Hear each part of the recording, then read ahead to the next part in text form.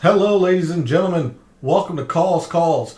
This is the 2024 Wyndham Championship DFS Tactics show. We have a lot to cover this evening, starting off with the forecast, which is all over the place. Probably not going to be a lot of golf tomorrow, to be honest with you.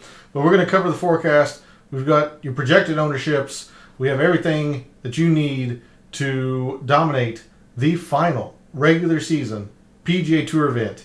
In terms of all your DFS contests. So I'm excited. Let's just get right into it, shall we? All statistics provided tonight and every night are from fantasynational.com. It is the best golf analytic tool out there for your money. It's going to make you a much smarter golf gambler and a much better golf DFS player. Go check out fantasynational.com. You will not regret it.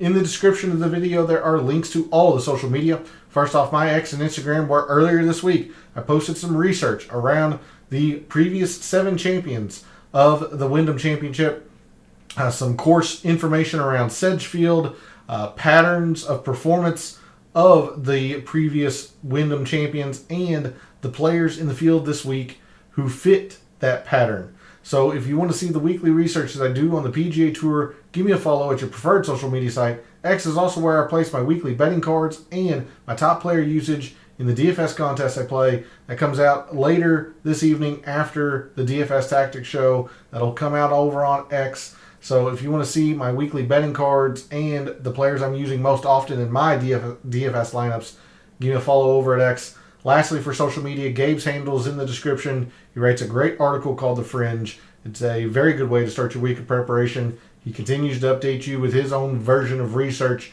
throughout the week. And if you are a subscriber to his article, which is free to do, you're going to be able to join us in his Substack chat after the show this evening and every Wednesday evening, as he is gracious enough to host a chat, hosts me over there. It's always a lot of fun, a lot of interaction, a lot of information being passed along. So you really are missing out if you are not subscribed to his article. So go ahead and do that and show him some support. Follow him over on social media. Lastly, we are live. Chat is open. I want to hear from you all. In addition to the poll question, which I have typed up ready to go, how much golf do you think is going to be played tomorrow? Who's your winner this week? Who are you targeting? Who are you staying away from? So feel free to jump in chat, join the discussion. Would love to hear from you all in the community. But let's get right into it. So let's figure out our strategies and our tactics for the 2024 Wyndham Championship. And we start, as we always do, on a Wednesday evening, looking at the super forecast here at Windfinder. Greensboro is dealing with the remnants of Hurricane Debbie, and you see that here in terms of a forecast for tomorrow.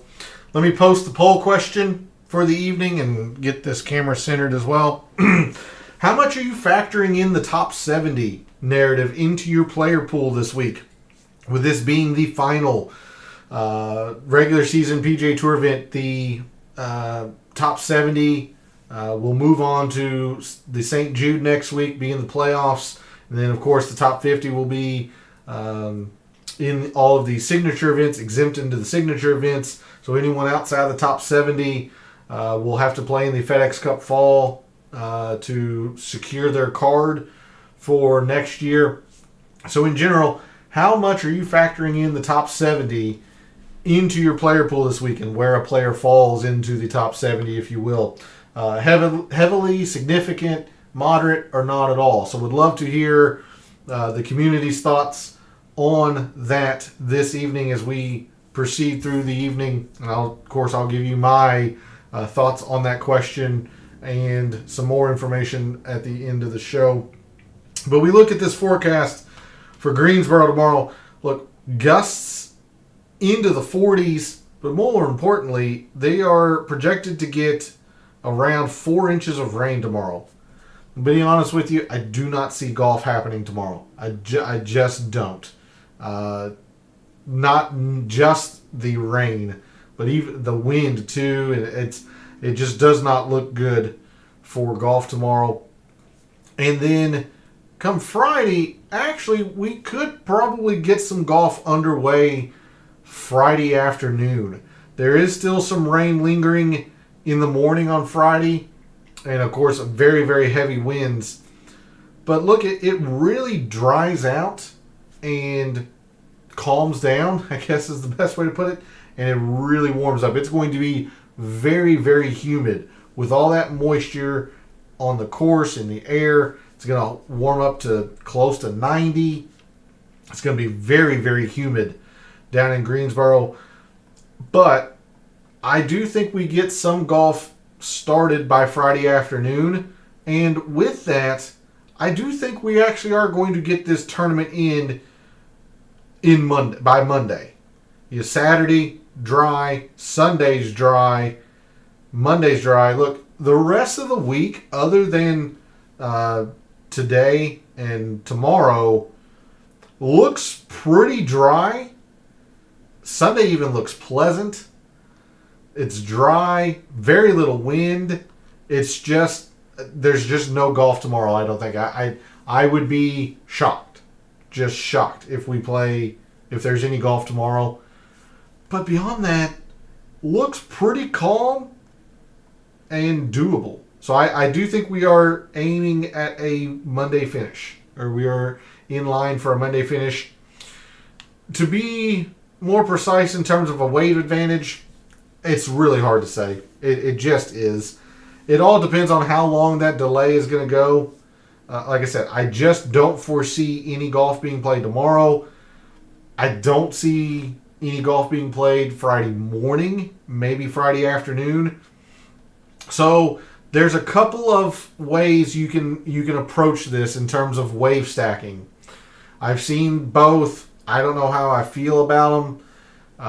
One is to build 50% lineups of AM PM and then PM AM, and essentially just sacrifice half of your lineups, knowing that you aren't you're going to hit the wave advantage. You're just not going to hit 100% of it.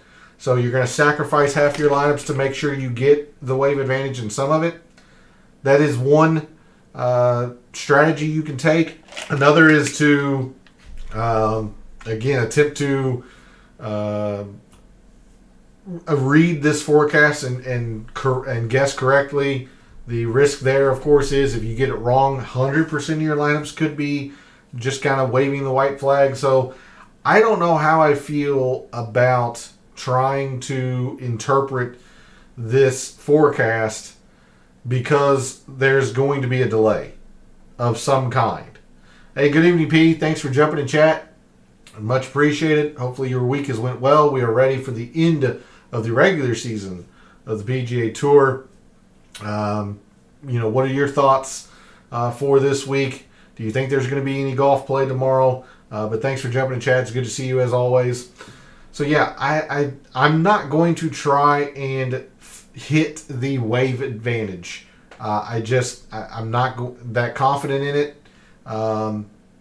Saturday looks fantastic, and I would be surprised if we get any of the third round in starting on Saturday. I imagine we're looking at a Friday to Monday tournament. So Friday, Saturday, and then some guys are probably going to be playing 27 holes on Saturday to get to the cut. I'm just not going to try to hit the wave advantage. I'm just going to make sure my guys are decent in a little bit of wind. But really, there doesn't look to be a whole lot of that beyond this hurricane remnant that's going to hit tomorrow. I will leave this up tomorrow throughout this evening to see if the weather changes or if there are more specific questions. But based on this forecast, really, we're not looking at a whole lot of wind, and it's going to be really, really soft, obviously, for the majority of the tournament with all this rain, all this moisture. And with little wind, it's not going to dry out as quickly. It will bake out with the sun, but it's going to be really, really soft and not a lot of wind. It's going to play easy. It really is. Like I said, don't get caught up in this. They're not playing tomorrow. I'm going to tell you now, they're not playing tomorrow. So when we moved to Fantasy National, we didn't actually look at this filter very much this week because we didn't know exactly when the hurricane remnant was going to come through. But again, under the assumption that they're not playing tomorrow, probably not playing Friday morning, and then the rest of the week and weekend into Monday is pretty calm. This is going to be pretty easy, I think. So, in rounds that are easy, relative to par, in the last 2 years, our top performers have been Davis Thompson, Chan Kim, Eric Van Rooyen, Sung Jae, Patrick Rogers, Akshay Bhatia, JT Poston, Hayden Springer, Ryo Hitsatsune, and Bo Hostler. Hey, good evening, Darnell. It's good to see you this evening. Thanks for jumping in chat. Don't say that. I'm assuming don't say that there's no golf tomorrow or that it's going to play easy. I am pretty darn confident they're not going to play tomorrow. They're going to get about 4 inches of rain tomorrow. I would be shocked. And the forecast would just have to be utterly wrong for them to play tomorrow. That would be my guess. As far as it playing easy, yeah, it might not play as easy as I think, but generally when you get professionals on soft courses with ball in hand, which is what is going to happen with all that rain, they're going to have ball in hand. Scores are generally really, really low. And Sedgefield isn't difficult as it is. We've looked at this a lot this week, but I made it a decent deal to not go too crazy with the easy from the past couple of years because the rough has been long. Well, it's going to be long again this year, and it's probably going to play longer because of all the moisture. But the difference is they didn't have ball in hand. They're going to have ball in hand this week. At least Friday, probably Saturday, depending on how much rain and how well the course drains, maybe even into Sunday. This is going to be easy. Players are just going to fire at flags this week once they start playing. Again, I just don't see them playing starting tomorrow. I think we're going to start Friday and end Monday. But anyway, there is a look at your top performers when rounds are easy. If you want to continue on down, Harry Hall, Luke Clanton, Aaron Rai, Chesson Hadley, Ben Griffin, Minwoo Lee, Adam Hadwin, Eric Cole, Siwoo, Michael Kim. There's your top 20 in terms of performance when rounds are easy relative to par the past couple of years. And the other side of that coin, the players who have not played well when it's been easy. Kisner, Webb Simpson, although I'd put a big asterisk next to those two because both of them really like Sedgefield. Davis Riley hasn't been great when it's easy. Paul Barjon, Lee Hodges, Gary Woodland, Snedeker, Will Gordon, Tyson Alexander, Whitney, Ben Taylor, Streelman, Parker Cootie. So there's a look at some of the players who have not played well when it's been easy. Just to update you, there's been one other field change since Monday night. Jake Knapp has withdrawn. So Jake Knapp is no longer in the field. I do not have him starred, but Jake Knapp is not playing this week. So make sure you adjust any lineups that you may have submitted early using Jake Knapp. He is not playing. He has withdrawn. Okay, so with that, we didn't look at easy throughout much of the week, but I really do see this playing easy once play starts because the wind really calms down starting Friday afternoon and really lasts through Monday. So very little wind, soft course. It's going to be easy. Players are going to just go low here this week. So with that, let's go to the mixed condition model that I made for the Wyndham Championship and Sedgefield this week. And to be honest with you, I actually changed this about a couple hours ago. I spent most of the day unsure if they were really going to play or skip tomorrow, essentially. I just don't see them playing. And so I added some easy metrics in here because if they were going to play tomorrow, it would increase the difficulty quite a bit playing in all that wind. I just don't see them playing tomorrow, so if they do play, I'm going to be a little bit weak to that, but I added some easy metrics in here and then added some emphasis in this portion, but we'll get into that. So to start off the mixed condition model, I have 5% and off the tee when or on courses with long rough. Look, the past couple of years, the rough has been lengthened here at Sedgefield. It's going to be even longer, or it's going to feel even longer this week with all the rain that they're going to get dumped on tomorrow. So players are going to have to really emphasize their precision. Sedgefield in of itself is a, what they say, point A to point B, or spot to spot golf course. It's going to be emphasized, exaggerated even more now with all this rain, and with the presumed ball in hand. I did not want to overrate any kind of distance factor, but I do think distance might help a little bit since the course should be really soft. Some distance might help, because a lot of times Sedgefield is very firm and very fast, and players don't have to worry about a lot of distance. But with it being soft, they're not going to get any rollout. Some distance might help. So I only have it 5%. Again, I'm much more in the precision aspect, which we'll talk about. So 5% and off the tee using the filter when the rough is long. 15% approach. You could absolutely argue to bump this, considering, again, the presumed ball in hand. Guys are just going to fire at flags. But I wanted to make sure I added some things in the mixed condition model. So this is only at 15%. If anything, it's a little bit light. 5% on fast Bermuda greens. This might be a little bit off again with that forecast, but every single round at Sedgefield has been listed as fast going back to 2015.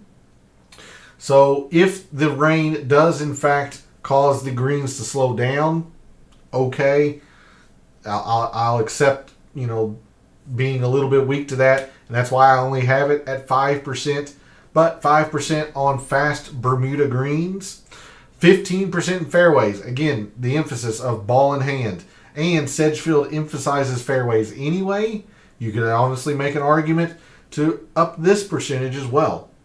So with the presumed ball in hand, I just really wanted to emphasize the fairways, the precision aspect of a player's game, especially off the tee. So 15% on fairways gained, again, using that filter when the rough is long. When players know that the rough is long, it's difficult to play out of. Who is just going to find the fairways? Because it's going to be such a heightened skill set this week with ball in hand. 10% good drives gained. Again, whether a player is able to hit the fairway, or if they do happen to find the rough, are they going to be good enough to still hit the green from the rough using that long rough filter? So 3 metrics using this long rough filter, talking about the moisture, all the rain that they're going to get. That rough's going to be long. It's going to be difficult to play out of. And Sedgefield normally, the rough can be difficult to play out of anyway when it's not wet. So, yeah, 10% in good drives, 10% in opportunities, 10% in birdies or better when rounds are easy. And this is kind of the part of the mixed condition model that I added some emphasis to, and I changed the filter. A couple hours ago, once I was very confident that they aren't playing tomorrow, or under the assumption that they don't play tomorrow, I think this is going to be really easy. I see a winning score in the mid-20s this week. So I want to see the players who not only go low, but give themselves plenty of opportunities as well. With how much moisture is going to be on the greens, the ball's not going to spin a whole lot. As long as a player is hitting the green, that ball's not going to go very far from where it lands. It's just not going to. And with the ball in hand, guys are just going to fire at flags. So I want to see who gives themselves the most opportunities as well. So 10% in each of those opportunities, and birdies are better when rounds are easy. Finishing off the mixed condition model, 5% in par threes. look, for the winners, the par threes have mattered here at Sedgefield, but beyond them, it kind of hasn't. So if par threes end up being a little bit more important, I'll be weak. But, Tom Kim played them well 2 years ago. Lucas Glover played them well last year. But other than winners, there wasn't a whole lot of correlation around par threes. Instead, it's all in the par fours because we only have 2 par fives. So it's all in the par fours. These did get downgraded in terms of percentage when I added the emphasis of the fairways and the opportunities and birdies. I did take away some par 4 percentage. It's just the metrics that I had a lot of percentage in and could afford to take some off. 10% in total par 4s, 10% in 400 to 450 par 4s. I wanted to put 15% in them, but again, as I mentioned, I wanted to emphasize some other things once that forecast was pretty darn solid that we aren't playing tomorrow. And then to finalize the mixed condition model, only 5% in the par 5s, 500, 550. Both par 5s fall to this range. They're very easy, so you can't ignore them, but there's only 2 of them, so there's not a lot of emphasis here. There's a look at the mixed condition model that I've made for this week. Perhaps some areas where I could be weak if the tournament plays differently than what I am foreseeing. If it doesn't play as easy as I think it is, or again, if I'm just wrong and they actually do play tomorrow, I'll be a little off on that. But for what I am thinking how the tournament is going to happen on a Friday to Monday timeline, this is the mixed condition model that I have for the week. So with that, we'll move to Microsoft Excel, the reveal of my rankings for the Wyndham this week. A quick reminder for those of you who are returning viewers, for your information, if you are a new viewer, my rankings are based on 3 criteria. The FNGC rank, which is a straight numerical ranking based on the mixed condition model that we just went over, the metrics, filters, percentages in those metrics. Course value is an attempt at giving a player a numerical value based on how well they have played that course the past 5 years. The lower the number, the better. That's why you see players like Sungjae and Siwoo who have immaculate course history. They have such low values. And we are playing DFS, so percentage owned per Fantasy National or projected ownership. These are per Fantasy National. Is a factor into my rankings. Since we're playing DFS, we are trying to find unique options. So my rankings go as such this week. Sungjae is my number 1 player. Siwoo Kim, Shane Lowry, kind of. Is third. Lucas Glover and Doug Ghim round out my top 5. Brian Harmon, JJ Spawn, Keith Mitchell, Ches Reavie, 6,200 Ches Reavie, 9th in my rankings. Aaron Rye is 10th. Let me talk about Shane Lowry. I said kind of. I'm actually not nearly as high on Shane Lowry as it might seem. His course value is pretty middling. He's got a lot of good statistics in here, but don't overlook the fact that he has played a lot lately. The Open Championship, then to Paris, and now coming here to Greensboro. He's played a lot. He's traveled a lot. I also don't see this as a good course fit for Shane Lowry. I generally like Shane Lowry when bogey avoidance is a factor, when it's tough, when it's difficult. Sedgefield is not that, and especially this week. So I am not all that keen on Shane Lowry this week, and especially because his putter is woeful on Bermuda. Fast Bermuda specifically, but otherwise in the top 10, not a whole lot of surprise other than Ches Reavie, of course, but look at Ches Reavie. I mean, this field is not strong, but he's number 10 in irons in this field. He's number 10 in fairways with the added emphasis of finding fairways this week. Good drives gained. He finds fairways. He hits greens. His one weakness has been the par 4s, which he'll need to be better at, absolutely.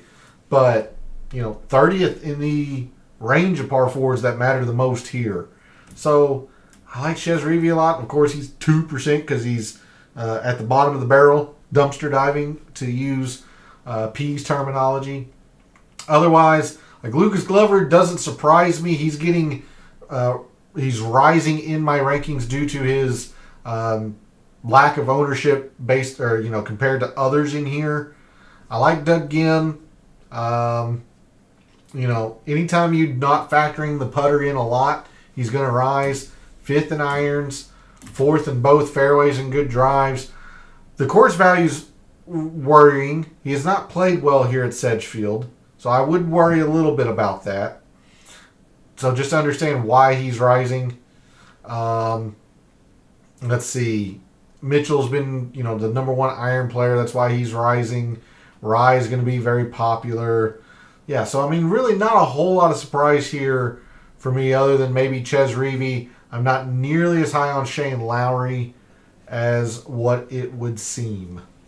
But with that, enough rambling. Let's get to the price board. Let's sort on it. Figure out where members at Fantasy National seem to be going in terms of players and see how we can maneuver around them and find the pivots on the price board. So in the 5 digits, in the 10Ks, truly we only have 10Ks this week. We have 4 players: Sung Jae, Shane Lowry, Billy Horschel, and Siwoo Kim. One of these players I am full fading, and it's actually not who you would think based on my rankings. One player I am using in quite literally 100% of my lineups. I love Sung Jae this week. If Sung Jae does not finish in the top 15 this week, I will have a bad week. Quite literally, every single lineup that I play this week will have the stipulation or the requirement Sung Jae is in it of some kind, form, or fashion. I might have Sung Jae and then be balanced otherwise, or I might have a 6K or 2, but Sung Jae is going to be in every single lineup of mine. I do not envision a scenario where Sung Jae doesn't play well. Famous last words, clip it next week and all that stuff, but he's clearly the most talented player in this field. Probably in the best form of the players in the field this week. He's going to be the most popular player. 22.5% per Fantasy National. I'll tell you now, he's going to be 30 to 35%. Just preparing you now. He's going to be 30 to 35%. So you really have to make a decision on Sung Jae whether you're playing him a lot or you're avoiding him. I'm taking the, overexposure angle to it. I'm just going to have all the Sung Jae because I'm very confident in his performance. I don't want to like Billy Horschel, but man, he has been so very good here. I'm going to make sure to have a little bit of Billy Horschel. Not a lot, because I really don't like him this week. You can tell 44th in my rankings. Not in love with him, but he has been so very good here at Sedgefield. I will make sure to have him a little bit. And I love Siwoo Kim as well. Really, if you want to get off the Sung Jae chalk at 10-7, Siwoo is a fantastic play. I do think he's going to be more owned than Fantasy National projects. I would see Siwoo in the 18 to 20, 22% range. But even so, that's 10 to 15% off of Sung Jae. Siwoo's a great play this week. Great play this week. I really like Siwoo. There are several lineups that I'm just going Sung Jae, Siwoo, and I'll figure it out. Really like both of those players, which leaves Shane Lowry, and I'm gonna full fade him. You can't play everybody. Again, the difference between Billy Horschel and Shane Lowry, for me, Billy Horschel's been so very good here, and Shane Lowry's been quite middling here. And not only that, again, like I said, I just kind of prefer Shane Lowry when it's tough. Sedgefield isn't tough. It's also Bermuda Billy.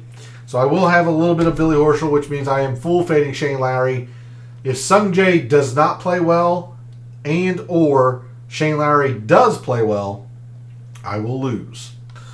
Moving into the 9s, Cam Young, Spieth, Brian Harman, Davis Thompson, Akshay Bhatia, and Minwoo Lee. I actually don't like a whole lot here in the 9Ks with the exception of the obvious Brian Harman. 19% per Fantasy National. Course fit should be pretty darn solid. Fifth in irons. Really, his weakness is off the tee, which kind of gets mitigated here a little bit because there's just an emphasis on fairways. I like Brian Harman a lot. He's just going to be popular. And that's why I've been kind of hammering Siwoo so much. And just going double 10Ks with Sungjae Siwoo. But I'll have my fair share of Brian Harman, don't get me wrong. I'm going to play plenty of Brian Harman.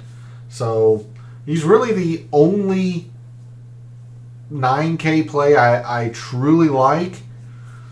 I'm just nowhere near Spieth. Batia is my fade, my bold fade for the week. Look, the guy's 0 for 3 here. There's just something about Sedgefield that he doesn't like. If he was just 0 for 1, I could maybe overlook it. He's 0 for 3. 0 for 3. Yes, the metrics are in love with Akshay Bhatia for good reason. I mean, he's been fantastic this year. But you can't get off that course history, which has been very, very bad here.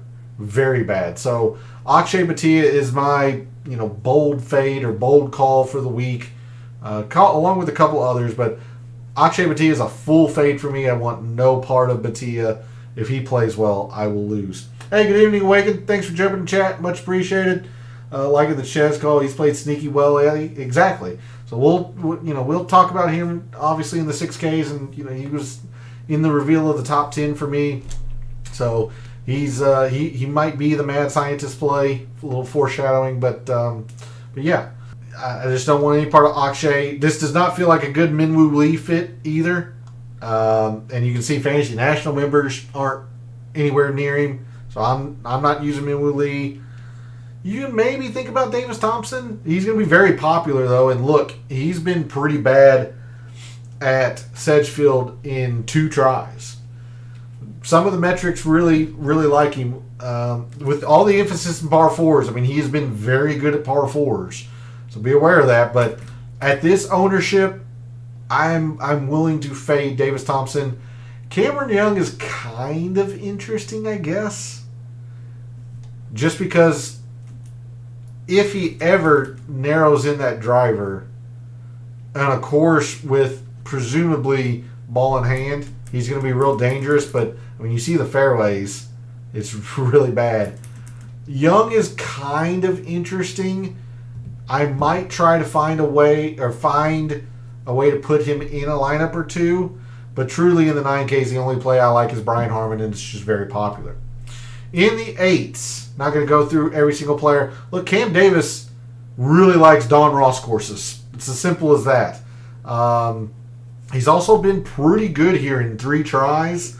None of the metrics seem to like him. You're playing Cam Davis on the Don Ross and the previous course history. It's a worthwhile look. I don't know if it's worth extending yourself or stretching to put him in a lineup, but it's worth a look. He is getting a little bit of popularity, though. Aaron Rai is going to be extremely popular. Number 1 fairways, number 1 good drives, number 2 in par 4s.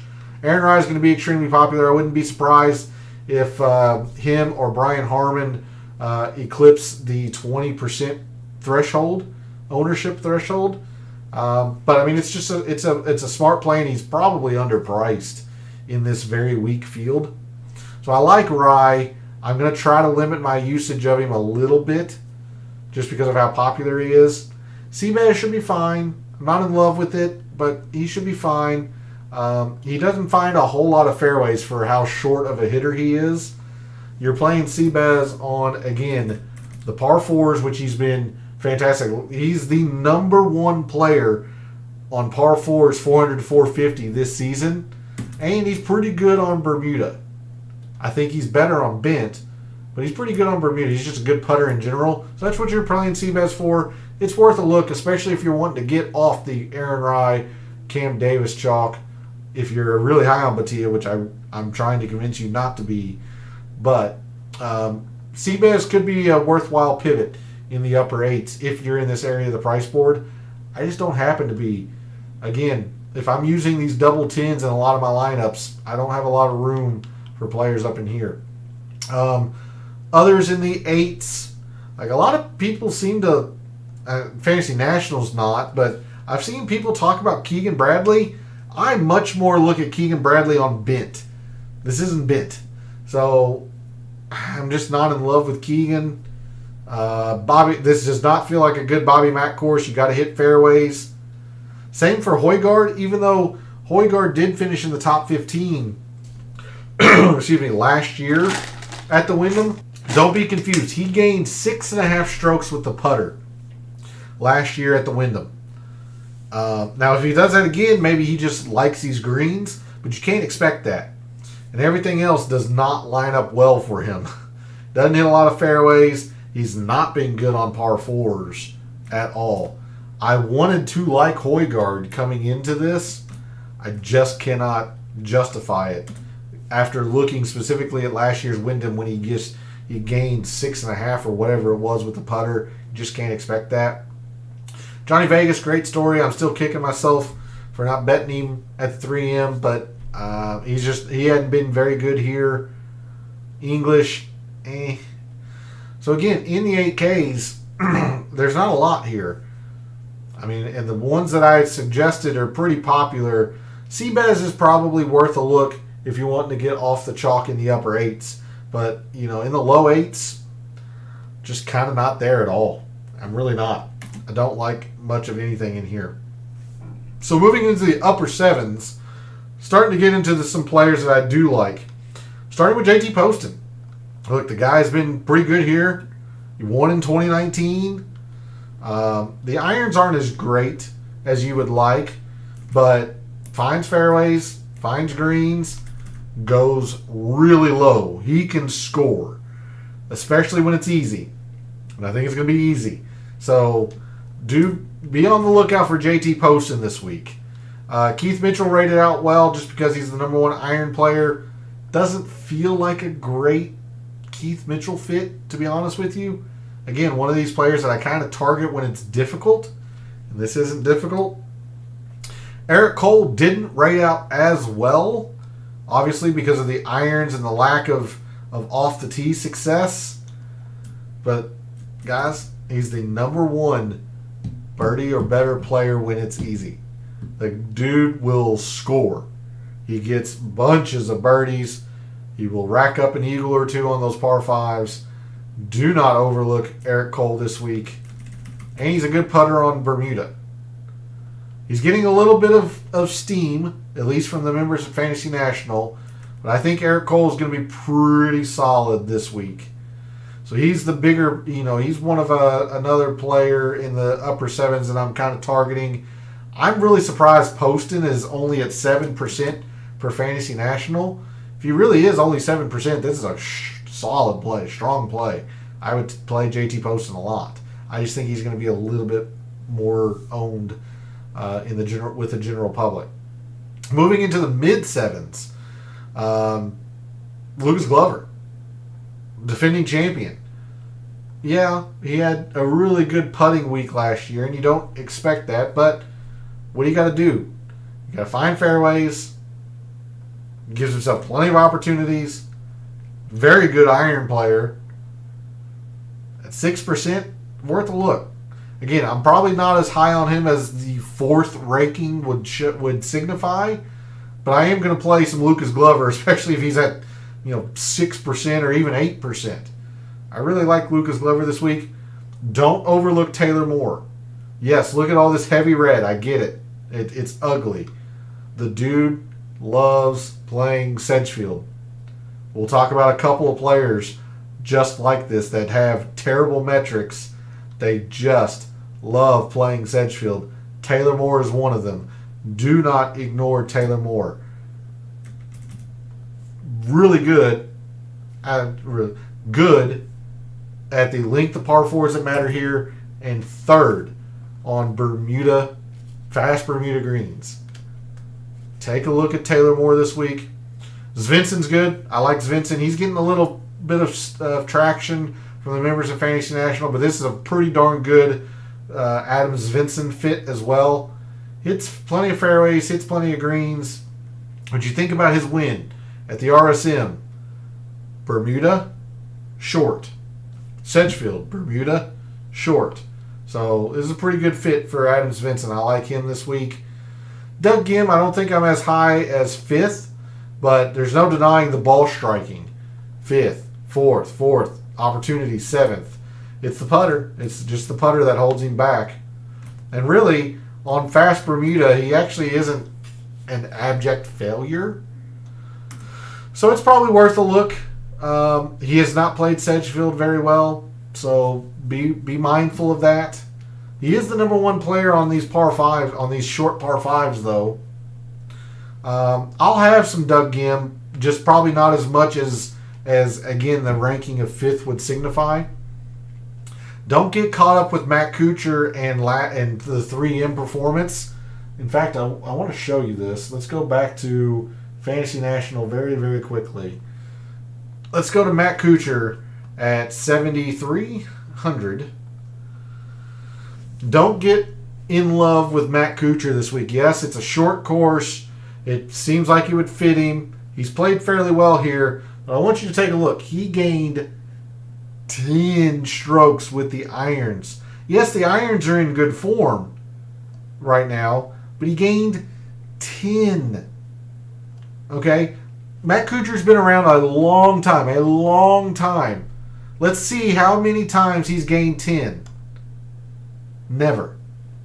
This is the only time he's gained 10 in a tournament. And let's look at the other times he was gaining, 8. 2013, 2011, 2008, 2019 at the Valero, 2014, 2008. Again, 2023, but it was at the Valero where he's been just generally good. 2019, 2011, 2010, 2016. He has not done this with the irons ever in his career. It was a fantastic week for Matt Kuchar 2 weeks ago at the 3M.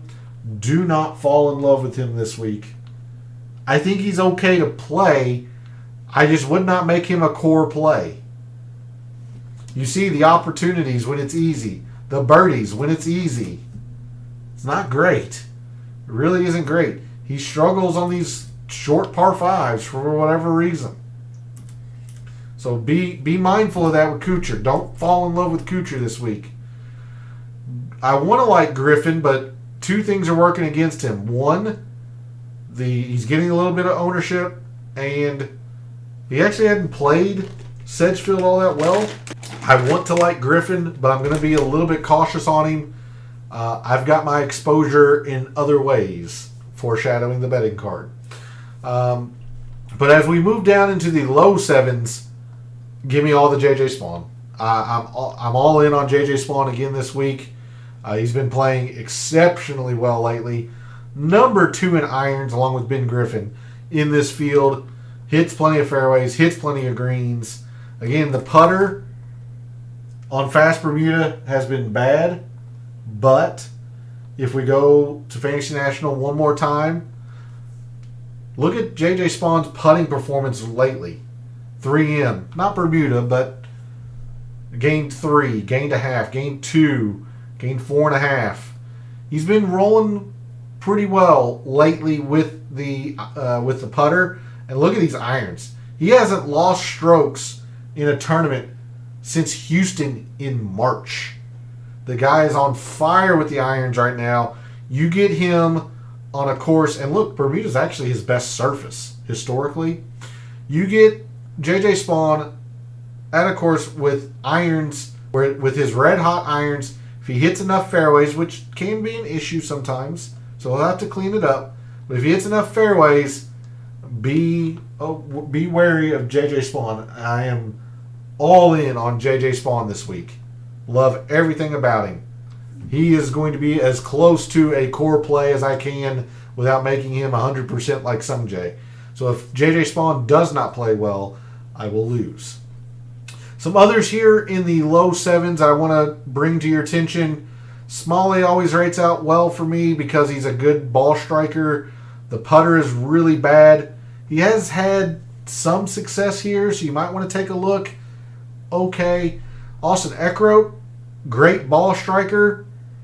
I do worry about his putter specifically because he has not been good here. But with all the emphasis on fairways and greens and just keeping the ball in play, you really have to look at Austin Eckroat. Mac Meisner I want to like, but he's getting some attention from members of the Fantasy National community. So these three I kind of like, but if you're looking for pivots, it would absolutely be Smalley or Eckroat. I know Smalley is cringeworthy with the putter. I get it. But he has actually not been too bad here at Sedgefield. And don't forget, he is from North Carolina. He went to Duke University, just up the road. He's very familiar with North Carolina golf and all that stuff. So if you're really needing a push towards Smalley or trying to be convinced to consider him, hopefully I've helped you out with that. If you want to go to Eckroat instead, I don't blame you one bit. Much more consistent and probably more consistent with the putter. He just hasn't been as good at Sedgefield. 71, Webb Simpson.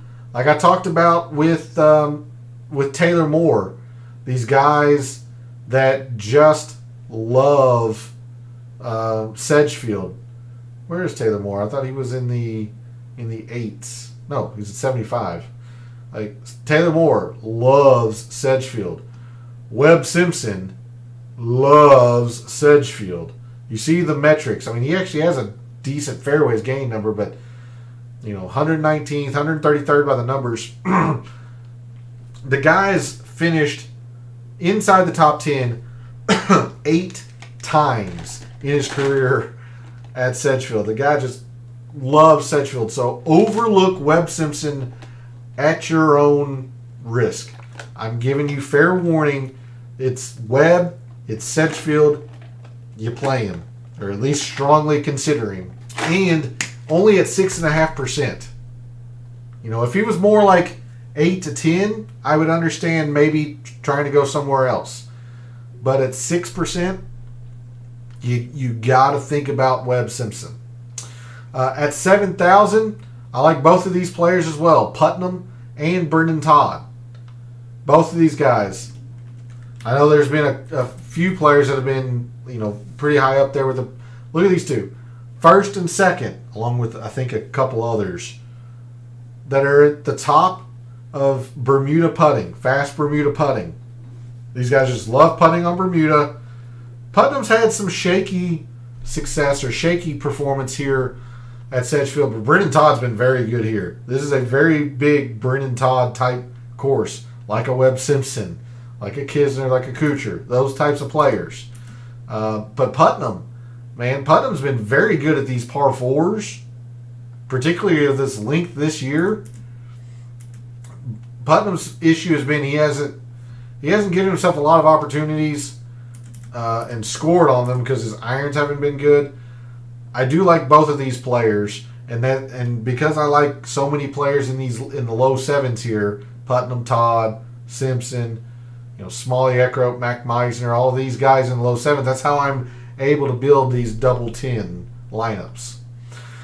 Moving into the 6Ks, everybody probably knows now the Mad Scientist Play of the Week, so I'll make sure to mention him. But I do want to give you a couple of names to think about. 6,900. Guys, I think it's going to be pretty easy this week with all the rain, the ball in hand. Chang Kim destroys easy courses. So he's never played here. Course history tends to be fairly strong here at Sedgefield. But the guy just destroys easy courses. So just be mindful of that. He's getting a little bit of popularity. So he's not going to be nearly as unique as you might think. But be mindful of it. He does play easy courses well. Somebody else that I wanted to mention to you all, but he's actually getting a lot more steam, is Ben Coles. Basically around the fact that he finds a bunch of fairways and he's a decent iron player. And a good putter on Bermuda, to be fair to him. Good putter on Bermuda. So if you've heard the name Ben Coles, it's logical, but he's getting quite a bit of steam for somebody in the 6Ks, so just be mindful of that. Instead, I want to gravitate your attention to two players in particular. The first, at 6,500, is Tyler Duncan. Look, Tyler Duncan's played really well around Sedgefield, right at 1%, finds a bunch of fairways, hits plenty of greens. You see this off the tee number. He's third off the tee, so he has an acceptable amount of distance. It's not even good. It's acceptable amount of distance. But he finds a ton of fairways, so he's going to have ball in hand a lot. And he's a decent putter on Bermuda. But, or at least I want to, bring to your attention Tyler Duncan. But, as most can guess, being top 10 in my rankings, the Mad Scientist play this week is Chez Reavie. He's had some mixed success at Sedgefield, but top 10 in irons, top 10 in fairways, almost top 5 in good drives. I like Chez Reavie a lot this week. He is the Mad Scientist play. So there's a look at the price board where at least members at Fantasy National seem to be gravitating and some possible pivots. Let's start making some lineups. We're going to start with tiers contests. For those who play tiers contests, tier 1 goes Sung Jae, Shane Lowry, Billy Horschel. I'll just go Sung Jae. I mean, he's in 100% of my classic lineups, so I'm going to be that much higher on him in tiers contests. Billy Ho is a worthwhile look, I think. Just give me Sung Jae. I'm just most confident in him this week. Tier 2, Siwoo, Cam Young, Jordan Spieth, Brian Harman, and Batia. For me, this is a two-person tier. Harman or Siwoo. They're both pretty darn close for me. This is choose whoever you're most confident in. I think I'm going to go with Siwoo to gain just a little bit of uniqueness. But I think Brian Harman plays pretty darn well this week as well. But give me Siwoo in Tier 2. Tier 3, Davis Thompson, Minwoo Lee, Cam Davis, Aaron Rai, Luke Clanton. Thompson's probably fine. Rai is the overwhelmingly popular choice and probably best choice. You want to play on course fit or course history, I should say. It's Cam Davis. This is tough. Clanton might be okay. I just don't know. I have mixed feelings about Clanton. If you have a strong feeling towards Clanton, he could work here. Like for me, I think Rye's probably the best choice, but he's also going to be the most popular. For me, it's kind of between these two. Let's go Rye, hoping that we find some uniqueness elsewhere, or hoping that Siwoo is a little bit more unique off of Harman. We'll go Aaron Rai, but I don't blame you one bit if you go Cam Davis. Tier 4 is Seabez, Keegan, Dietrich, Bobby Mack, Højgaard, McNeely, and English. I hate almost everything in here. Give me Seabez, I guess. But I'm not in love with it. But he's about the only player I have any interest here in Tier 4. Tier 5, Vegas, Poston, Kitayama, Keith Mitchell, EVR, Eric Cole, Justin Rose. For me, it's between Eric Cole and JT Poston. I'll go JT Poston.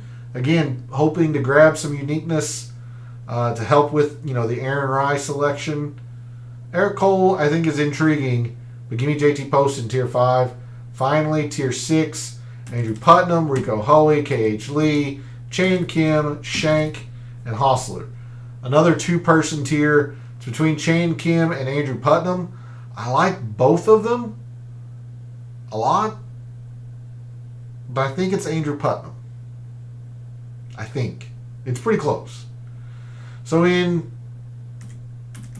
this tier's construction, we'll go Sung Jae in Tier 1. Tier 2, we go Siwoo. Tier 3, we'll go Aaron Rai.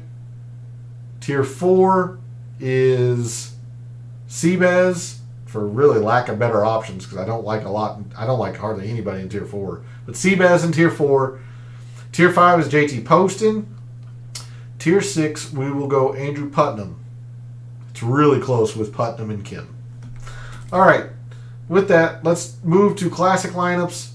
See what we think the majority of our fellow contestants are building their lineups and how we can maneuver around them, try to build some unique lineups to rise in these GPPs. So overwhelmingly, it's Sungjae, the number one projected owned player. I would not be surprised to see him at 30 to 35%. So most of these lineups are going to start with Sungjae. And then here it's Brian Harman. It could be Aaron Rai, but I imagine it's going to be Brian Harman. And that leaves them 7,500 per player here. They don't even have to go into the 6Ks if they don't want to. There's a couple of players that sit, like Chan Kim at 8.5 to 9% per Fantasy National. Ben Silverman, Ben Coles. A few of these players are sitting at 8%. So if our fellow contestants are getting a bit more greedy, they could go maybe like Ben Coles and maybe try to squeeze in another 8. I think Aaron Rai is going to be a little too expensive. Yeah, probably a little bit too expensive. So just be aware this is kind of an option that some, at least members of Fantasy National, seem to be doing. Otherwise, they got plenty of options in here, like Eric Cole at 7,700, and then like Svensson, Ben Griffin, Spawn, Miser Novak's getting a lot of attention, which I'm not there. So we'll bottom them out with Novak. I guess this is Svensson at 74. Ben Griffin at 73. This is probably the shell of a pretty popular lineup.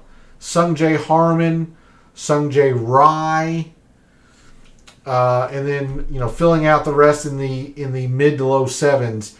You're at 80, anywhere between 85 to 90% cumulative ownership. It's gonna be popular. This is leaving a lot of money on the table just trying to hit the most popular players. But this is going to be a common shell, whether or not it's these exact same players. This is kind of a popular shell. If your fellow contestants aren't going Sungjae, they might go Siwoo. But let's do the Brian Harman, Aaron Rai kind of balanced look.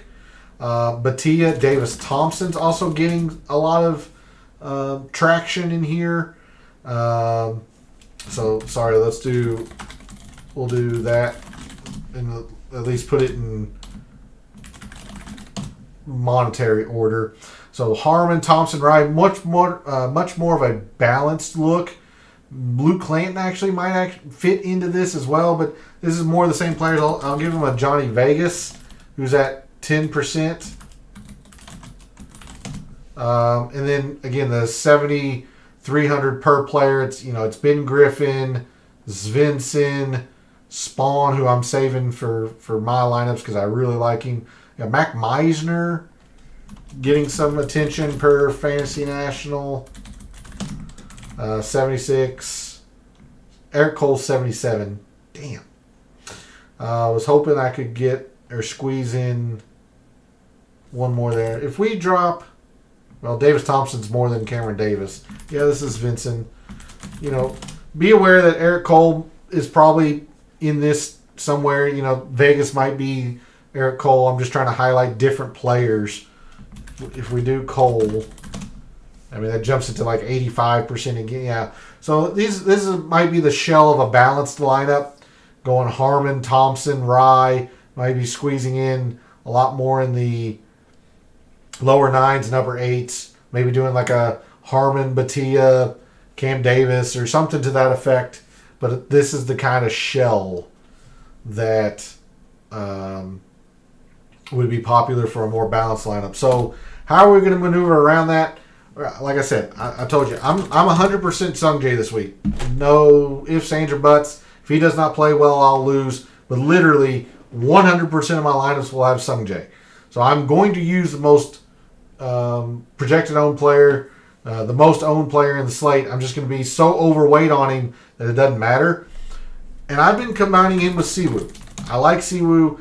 This might be Billy Horschel a time or two, but I like Siwoo a ton this week.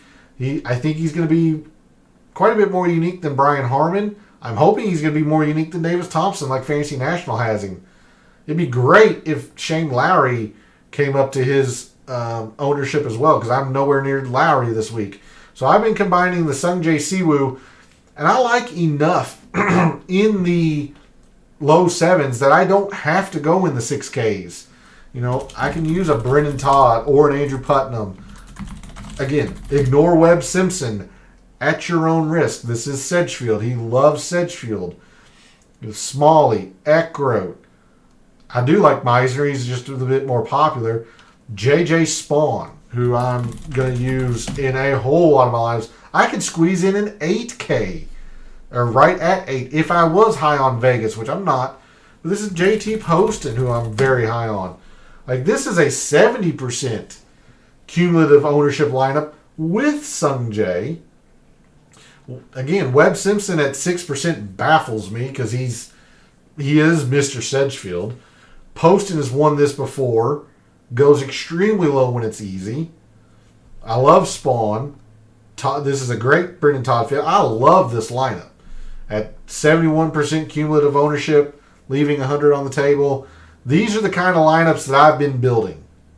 Sungjae Siwoo. I will do Sungjae Brian Harman. It's going to be pretty popular, but you know, Brian Harman allows me to squeeze in, you know, an 8K play if I wanted to, or come up maybe off of Webb Simpson to a Taylor Moore, Lucas Glover, Adams Vincent. But I'm telling you, this is the way I've been building my lineups this week. And if you are willing to go down into the 6Ks, it really opens the door for you.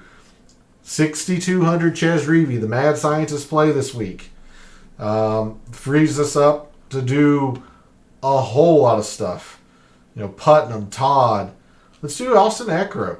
You know, this might be Alex Smalley for me, but I know Eckroat's probably more of my viewers are probably more comfortable with Eckroat. Look, we got 8,000 per player. We can comfortably go into the 8Ks here. Maybe you like an Aaron Rye, a Seabez, which now we can do, you know, an upper 8. We have to come down to the 73, which is J.J. Spawn. Doug Gim could be interesting. Matt Kuchar, Ben Griffin. There's a sub 65% cumulative ownership with Sungjae that, you know, is another way you can build these lineups this week. So that's the way I've been doing my lineups for Sedgefield and the Wyndham Championship this week. I'll stick around for a couple minutes if anyone has any questions. The poll question, how much are you factoring in the top 70 narrative? Significant is leading the way for the viewers at the moment. And I'm on the opposite end of the spectrum. I have not looked at the top 70 at all. I just know Brendan Todd is 70th, but it has no bearing for me on how I am approaching Sedgefield this week. So my answer would be not at all.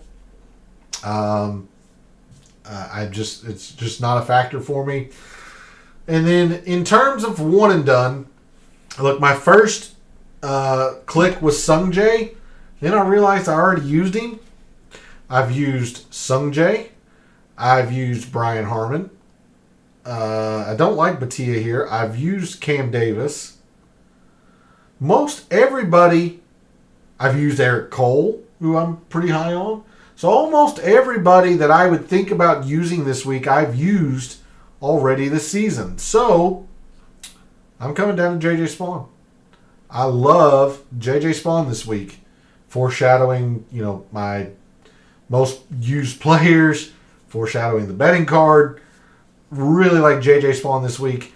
He is my selection for one and done. So that's going to be it for the show this evening. Thanks to P, Darnell, and Awaken for jumping in chat. And thanks to everyone else out there who tunes in watches, listens, supports the channel by liking the videos, commenting, and subscribing. I always appreciate it. Love what I do. Taking a very in-depth look at sports statistics, trying to help us build optimal lineups for DFS every week. Some weeks much better than others. We're going to try to keep the momentum that we've had for the past month or so. I took the Olympics off, but 3M was successful. The Open was very successful. So the Scottish was a big hit, having Bobby Mack there. So we're going to try to keep the momentum to close the PGA Tour regular season this week at Sedgefield. A quick reminder that I'll be over in Gabe's Substack chat momentarily after the stream as we continue the DFS talk over there. If you are not subscribed to his article, you are really missing out. His social media handle is in the description. Go give him a follow. Subscribe to that article. It is free to do. Hey, AJ, thanks for jumping in chat there right at the end of the show. Sorry you missed it. Hopefully you'll be able to rewatch and get the information you need. But it's good to see you. Thanks for jumping in chat right there at the end of the show. Thanks again for all the support, for all the wagers you've made this week for the Wyndham Championship, for all the DFS contests you play this week for the Wyndham Championship, for this weekend and every weekend. May all your bets be profitable.